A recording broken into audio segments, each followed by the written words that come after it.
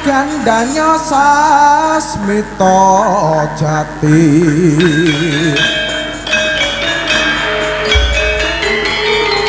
sasmita wangsiting dewa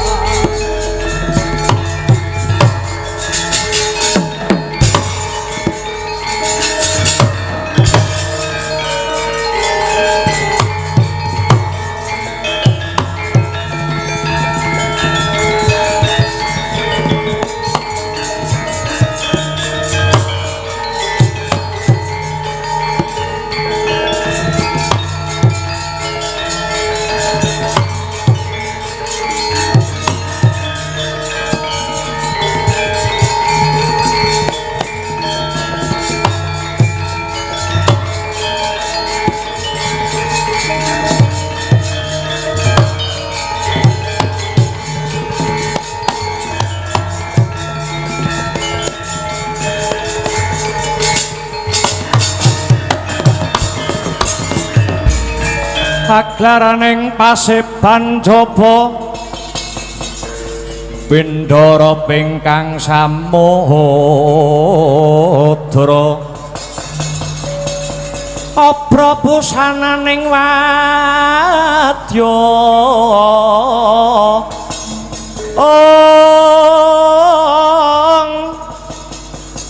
tetinding proprawira Rekyana Patih Sudira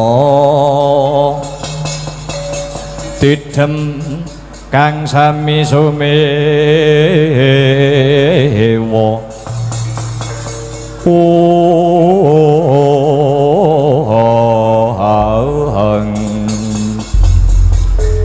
Werkudara Werkudara. Baladewa kakangku ana apa? Ora krasa ya, Di. Ora krasa yen aku karo kowe saiki wis dadi wong tuwa. Mripat iki dinggo nyawang apa-apa ya wis ora pati premana. Kuping iki rasane ya wis suda rungon. Lambe iki yen dinggo ngucap cok kadangkala ya wis pelo. Tangan dinggo nyekel apa-apa ya wis buyuten. Saiki aku Kang Sarta Yayi Werkudara kudu ngrumangsani wis dadi wong tuwa. Iya. Mosek iki ana sak ngarepku ana bocah-bocah nom-noman wis padha gedhe. Iki ngarep dhewe iki sapa tek rupane kok memper karo Setyaki. Inggih Wa Prabu. Dangu dumateng jiwangga kula pun putra dalem Raden Setyaki, kula pun sanga-sanga. Sapa? Sanga-sanga. Weh ladalah. Terus mburi kae tek dapure kaya jenate Antarja. Kowe sapa le? Nun inggih Kanjeng Eyang, kula pun putranipun Raden Antarja, nami kula pun Danurwindo. Danurwindo lakar kados mekaten. Rumangsaku nek aku nyawang kowe kaya-kaya Antarja ki urip meneh. Lho nggih Kanjeng Eyang. Bekti kula katur Eyang, ya wis tak tampa. Terus sing mburi kae mencorong dadane kaya jenate Pringgondani. Sapa le kowe? Nggih, Sudyamastani Kanjeng Eyang, kula pun Sasi Kirana, putra Raden Gatotkaca. Sasi Kirana inggih lakar kasinggihan Kanjeng Eyang. Ya, bocah-bocah padha ngertiya. Iki wis dadi welinge para pepundhenmu Pandhawa, kowe ra kena meri. Mbok menawa kang bakal kawisuda dadi ratu mapan ana negara Yowastina kene, ya kuwi dulurmu si Parikesit ya paripurna. Lan kang dadi patihe ya kuwi Aryadwara anak Samba. Kowe aja do meri karo kabegjane liyan. Dhuwur inggih ngestaken dawuh Kanjeng Eyang, inggih ngestaken dawuh Kanjeng Eyang. Nanging kuciwane calon ratu si Parikesit dina sak mengko murca saka praja, ilang saka negara. Durung cetha ning endi papan dununge. Mula kowe kabeh duwe kewajiban siji. Kewajibanmu sing angka siji ya kuwi jejaga marang kayuwanan lan katentremaning praja. Mbok menawa ana satru trubusaning mungsuh dom sumureping banyu. Lho nggih. Ewadene kewajibanmu sing angka loro ya kuwi goleki ilange calon ratu si Parikesit ya si Paripurna. Inggih. Mula wis ora usah dadak kesuwen. Padha tata-tata. Pisan dandan kapindho nglumpuk, kaping 3 kabudalake. Budala dina iki ya nang benjing bidal gumuruh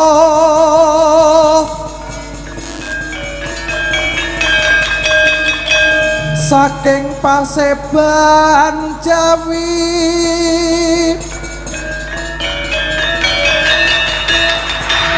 Kunging kang bala kusma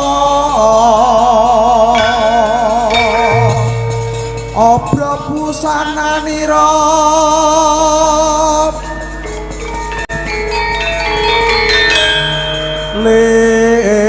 surya wedalira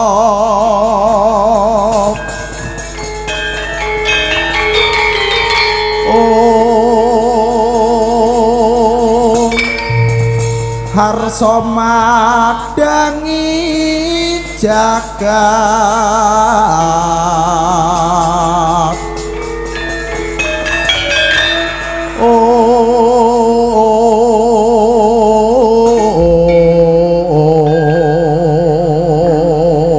budhalo dina iki wadya bola sikrat budha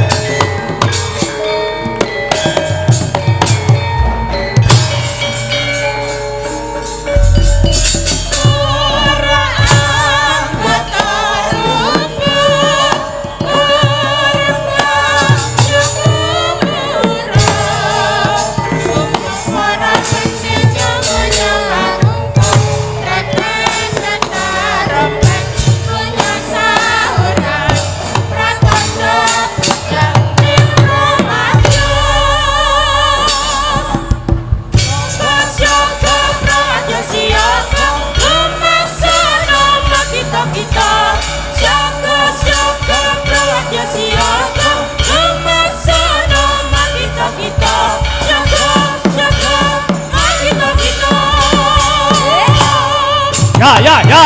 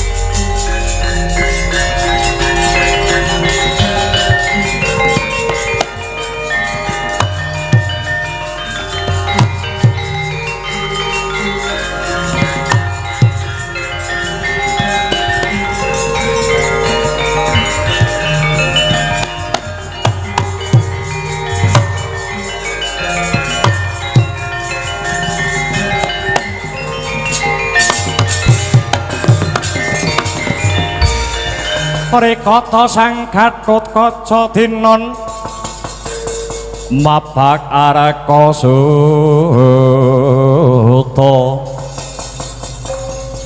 takabira kresna parata manehara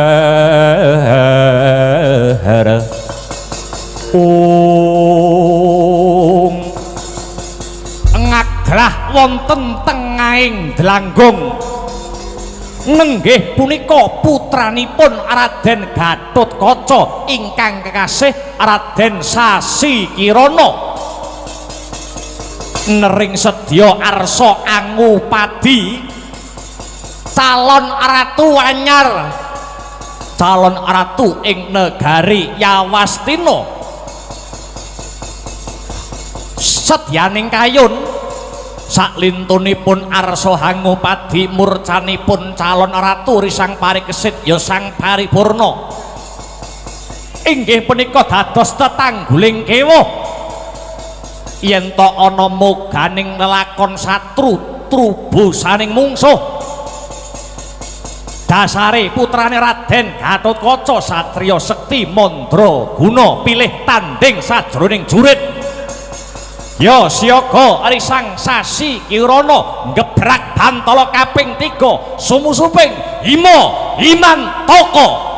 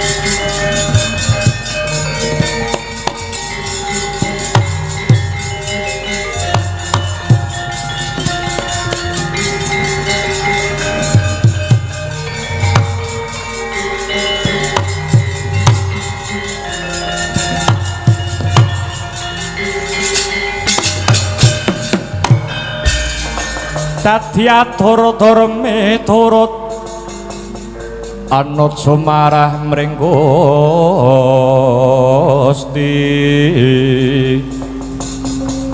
dene sidi miwang utama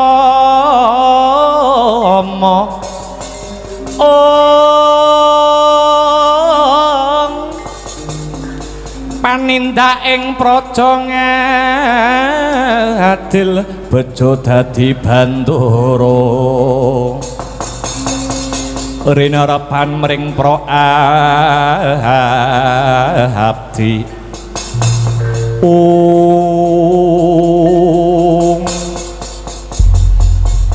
jagat dewa Bathara wasisaning Bathara jagat aku wis tumeka ana ing tapel wates negara Traju Trisna iki ana pawongan ora ateges aku wangkuh ning pancen wae lagi iki Prabu Sawarka weruh mula aku mitambuh sapa kisanak kang rawuh ana ing tapel wates praja negara Traju Trisna kene Sang Prabu Sawarka aku sing kirim Nawala utawa kirim Kintaka ana ing praja Traju Trisna marang panjenengamu aku Kertiwindu anake Patih Sengkuni Patih negara Ngastina biyen ya aku sing nulis ana sajroning Nawala kang bakal njlentrehake larah-larahane sejarahe patine bapakmu Prabu Boma Narakasura ratu ing negara Traju Trisna biyen sing dipateni karo mbahmu dhewe ya kuwi Ratu Dwarawati Prabu Sri Bathara Kresna aku Kertiwindu sing kirim Nawala Tri Ari Kawuri utawa 3 dina kepungkur weladiala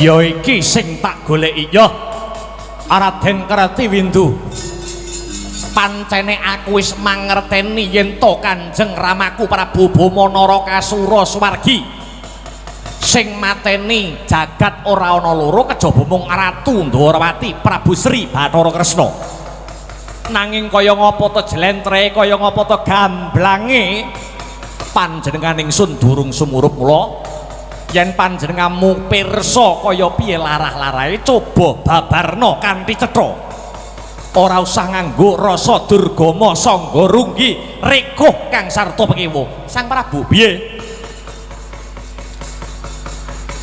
bapakmu biyen Prabu Boma Narakasura jinempana ing angin cinandhe ngawiyat tumekeng pati ana ing lelakon Gojali Suta utawa lakon Samba Juwing Gojali Suta kuwi tegese Gojali bapak Suta anak perange bapak mungsuh anak kok iso mangkono piye biyen adine Prabu Boma Narakasura tunggal bapak seje embok jenenge Raden Samba kuwi gandeng tresna karo garwane bapakmu ya ibumu dhewe kang sesilih Dewi Aknyanawati Samba gandeng karo ibumu Dewi Aknyanawati nanging secara sesideman tembunge mlaha delik-delikan iki nuju sawijining dina Raden Samba carem asmara lelumban ing asmara kekosok kang sari-sari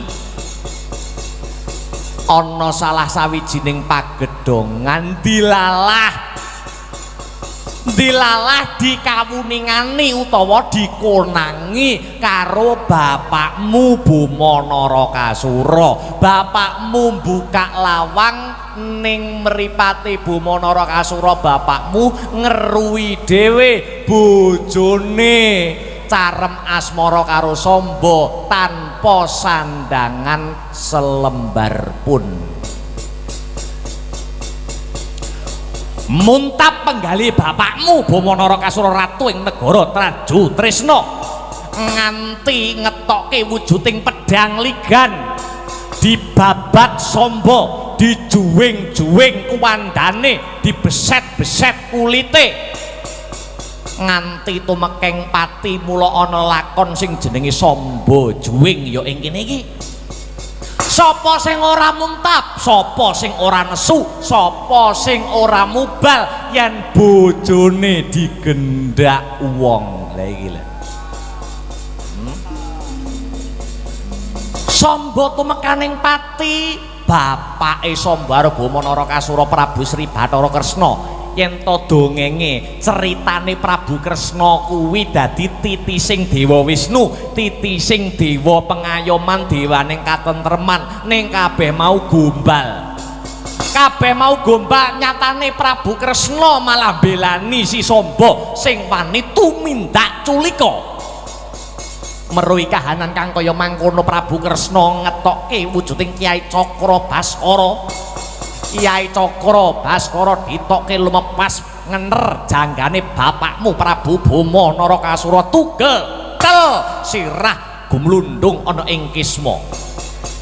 Bapakmu mati mbelani kasetyan kang suci, mbelani garwane. Kira-kira tumindake Prabu Kresna selaku mbahmu ngene iki patute diajeni apa ora? Patute dipateni. Lah rak ngono.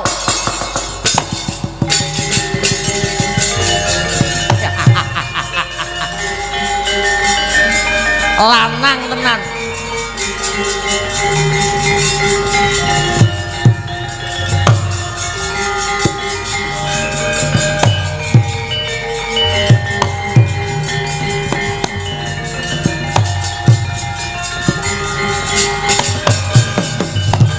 Desmalaning rat leketeking jagat gelah gelaing bumi panuksmaning jajalanat sukertaning bawana.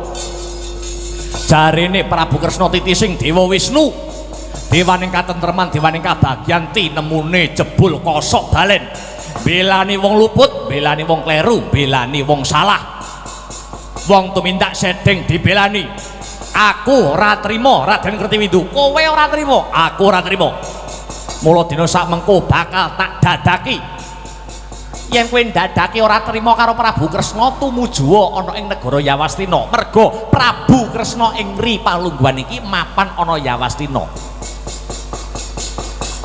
Ya kanthi cara kowe mateni Prabu Kresna ing kono, seranane kowe bisa nyuwargane wong tuamu kang wis murut marang Kasedan Jati. Aja mung Kresna wae sing kok pateni.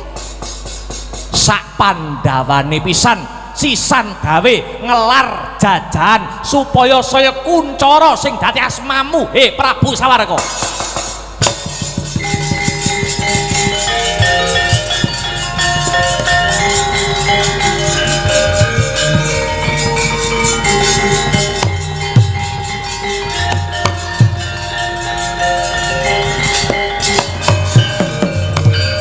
Yo bakal tak dadakane, aku bakal tumuju ning Praja Yawastina sak prajuritku ya. Yen pancen mangkono Kertiwindu bakal bantu kowe Prabu Sawarga, kowe bakal bantu aku ya, kowe bakal tak bantu. Aku mbok bantu apa? Kowe tak bantu donga, ngono. Ngono. Muga-muga lanang juritmu ya kanthi cara kowe gebak peperangan ana ing Praja Yawastina ing kono kowe dadi wong lanang kang sejati bisa nyuwargake ramamu Boma Narakasura. Ridu mawur mangawur murahan tengaraning ajurit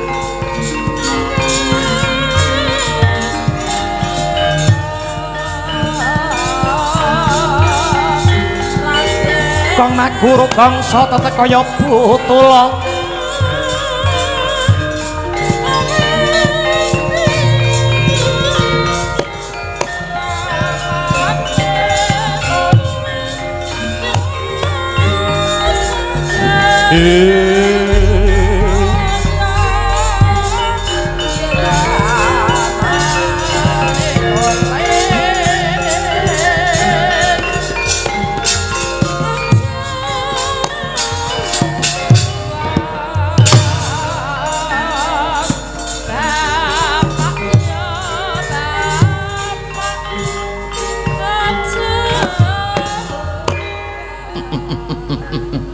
piye Danyang Suwela mandi to ucapku ampuh to Kertiwindu kanthi cara ngobong atine Sawarka ngoroki apa sing dadi talingane Sawarka ing kono kulawarga Pandhawa bakal cungkrah bakal bubrah wekasan cilike gagalake wisudane Parikesit gedene awake dhewe bisa ngukup Kamukten Yawastina.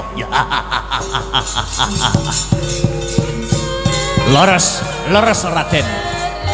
Bisa mangsaka kadohan kaya ngapa babaring lelakon.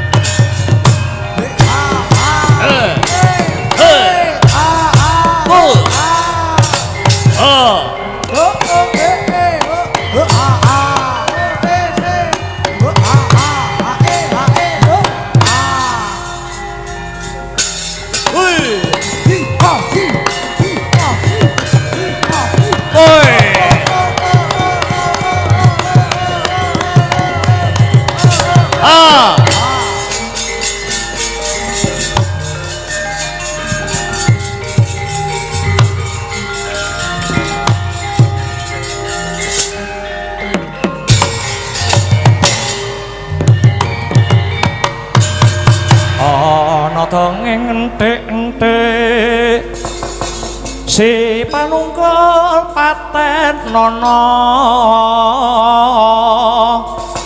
panunggul apa dosane dosa ngungkuli sasama aja dindak galas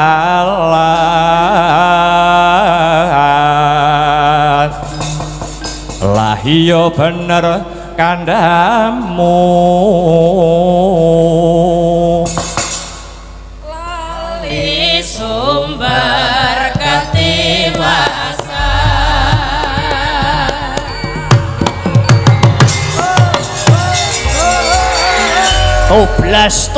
tublas durung seranggon kulumaku saka tapel wates negara Traju Trisna kepapak ana satriya kuruwaking brengose dilinting-linting sampirke kuping biyuh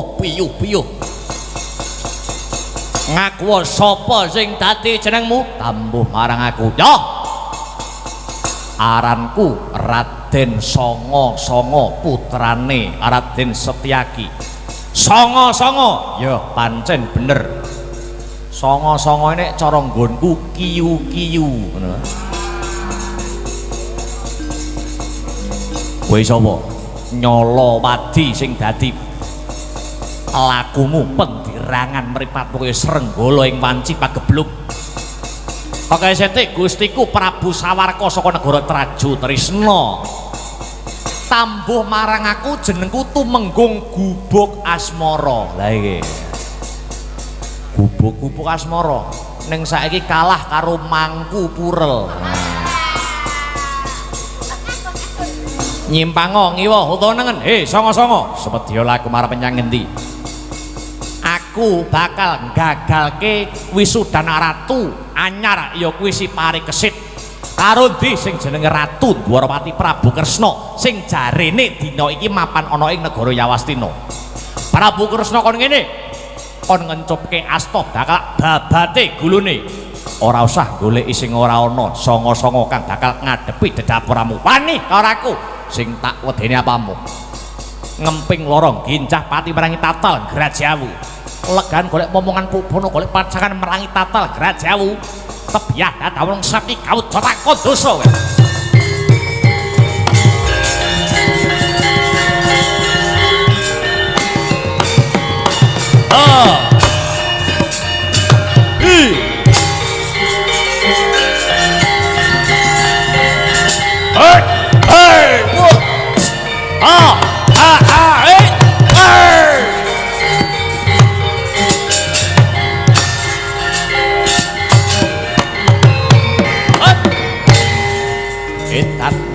Nyikatan yang berwalang tandangmu songo-songo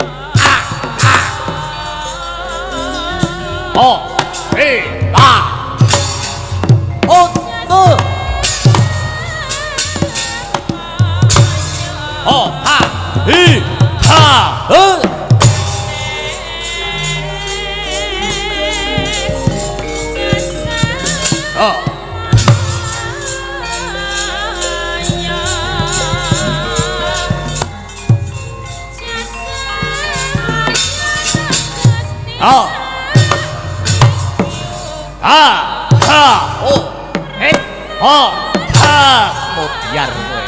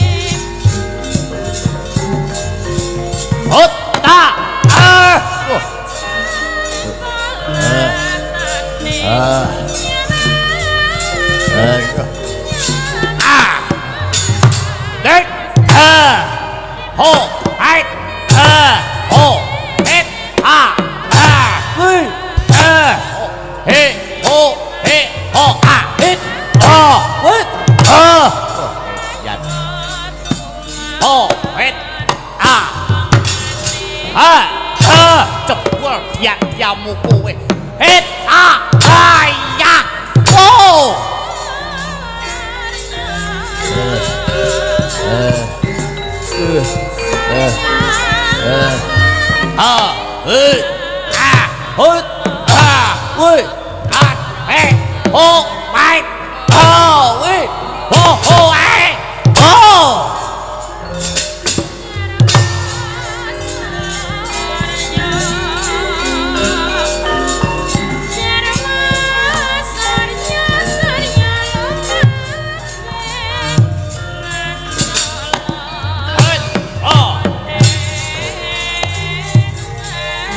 Oh. Oh. Hut.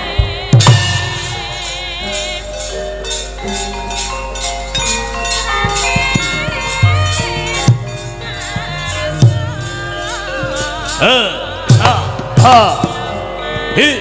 Ha. Ha. Ho. Ha. Hi. Ha. Chuẩn mình gắt.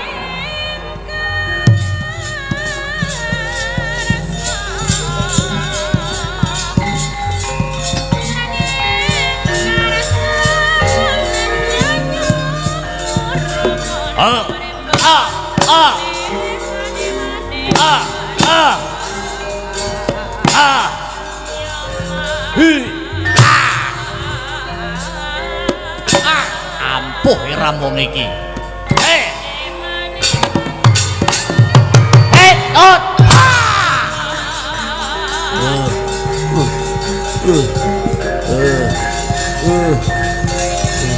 Baik. Wah. Hut. Hei, hei. Wah. Hei. Wah.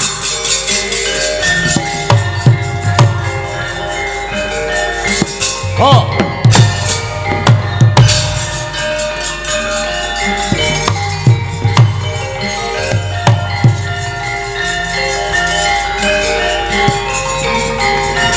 Hut. Ha. Hi.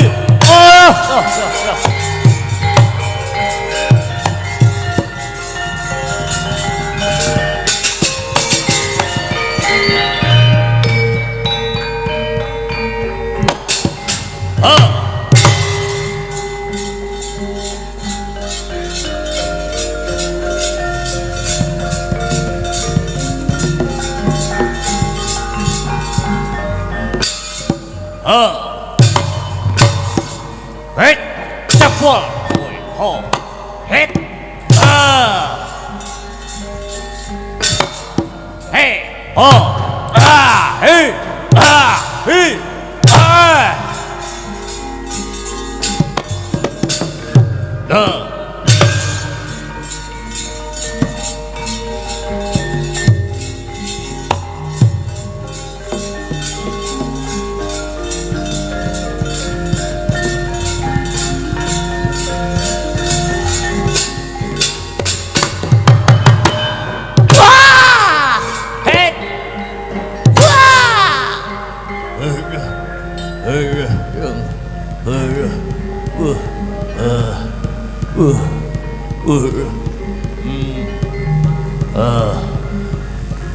hot, he, hey,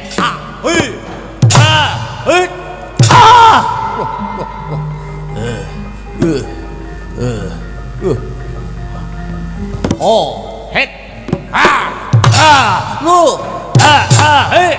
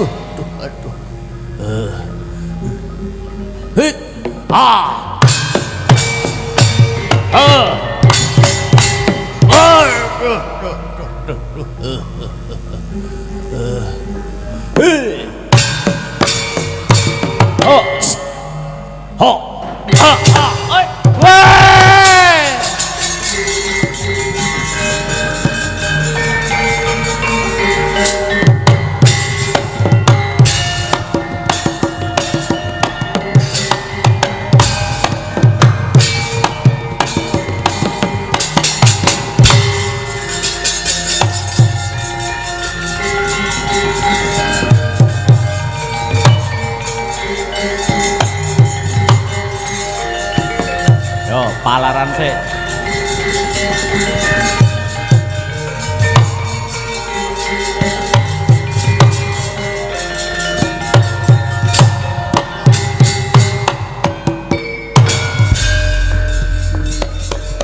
Keparat si murang tata mani tanding kelawan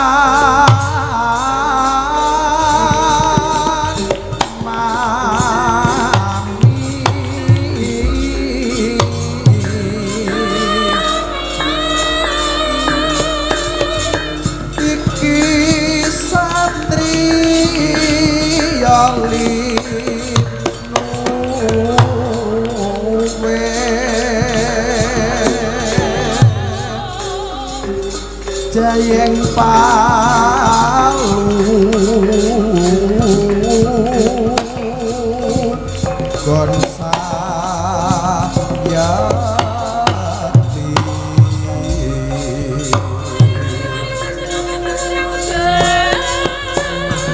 apa siratan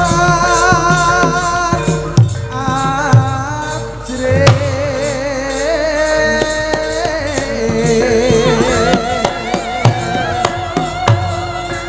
singalena praptek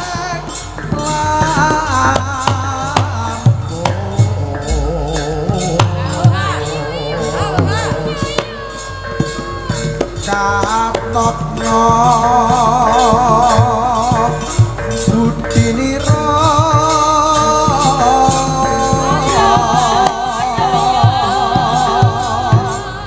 sira mesti bakal lale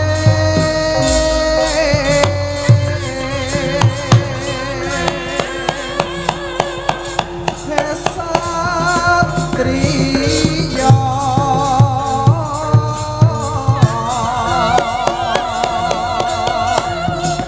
Ambyu obat rahmat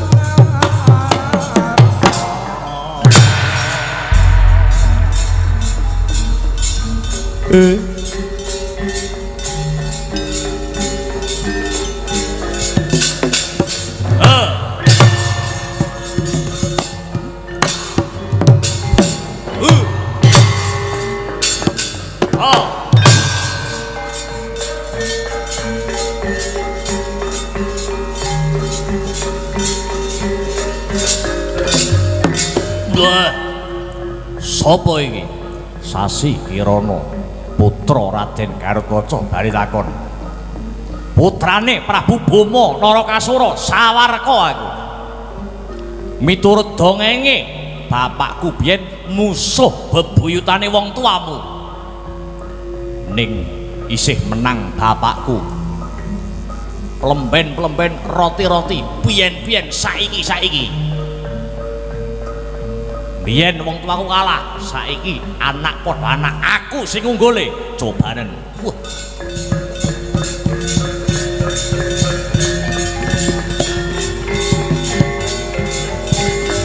Oh, ah, hi. Ah. Mutiar kowe. Ah.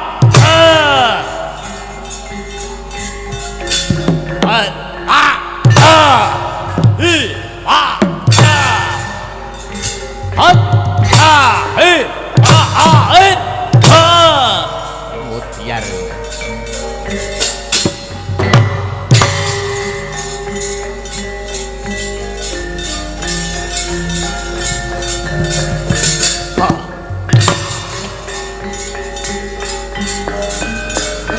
Hey! Ah!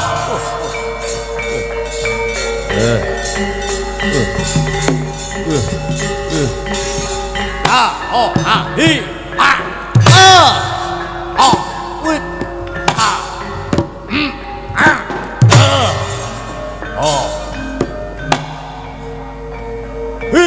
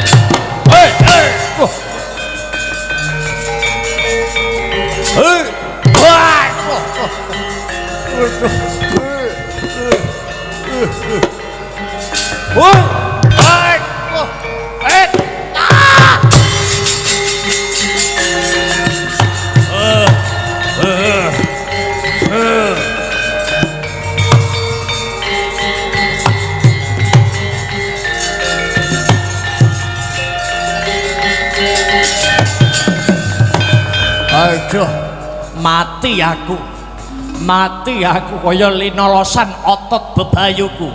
Ayo sambato kowe, sambato yen kepengin tak susulke bapakmu neraka jahanam.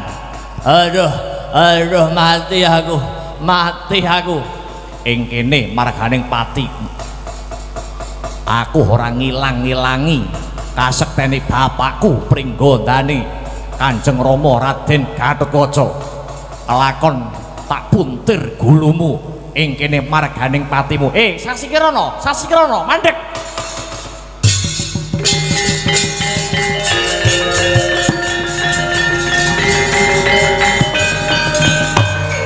Wis kulup wis.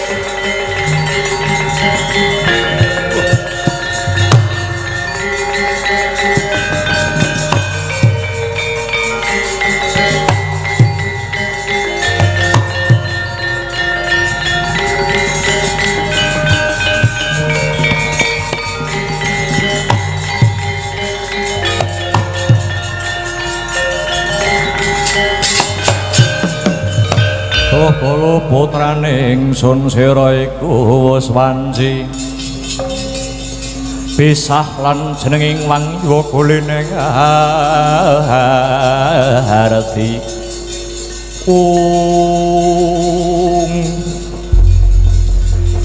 iki putuku Sawarka inggih lakar kasinggiyane yang ya anak Buma Narakasura. Aku wis krungu kabar yen to kowe bakal mateni aku.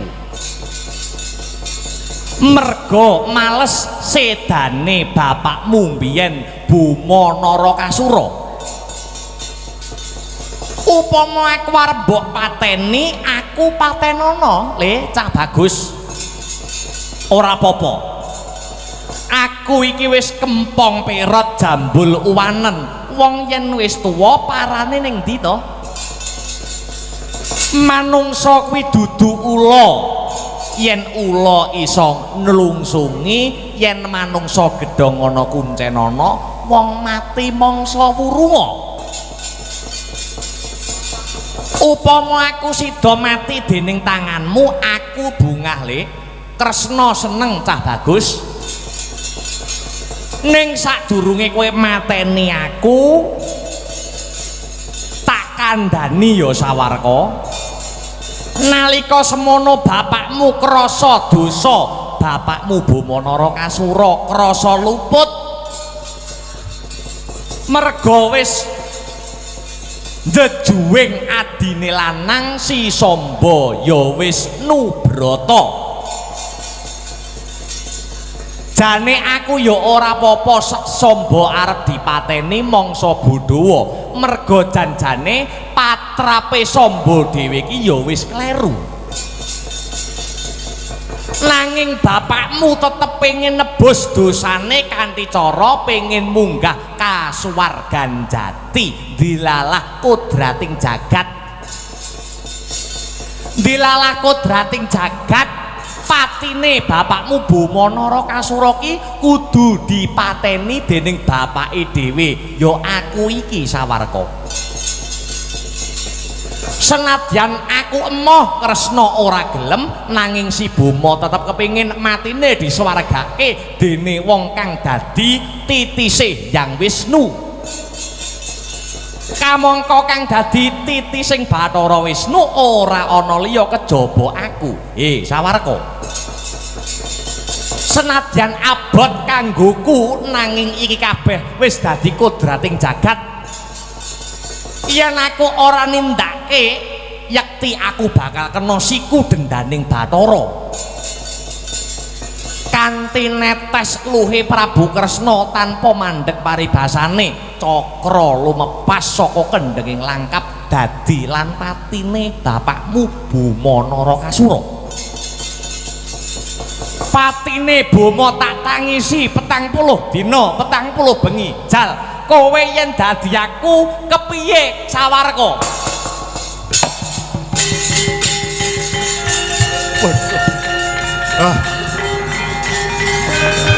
Kanjeng Eyang.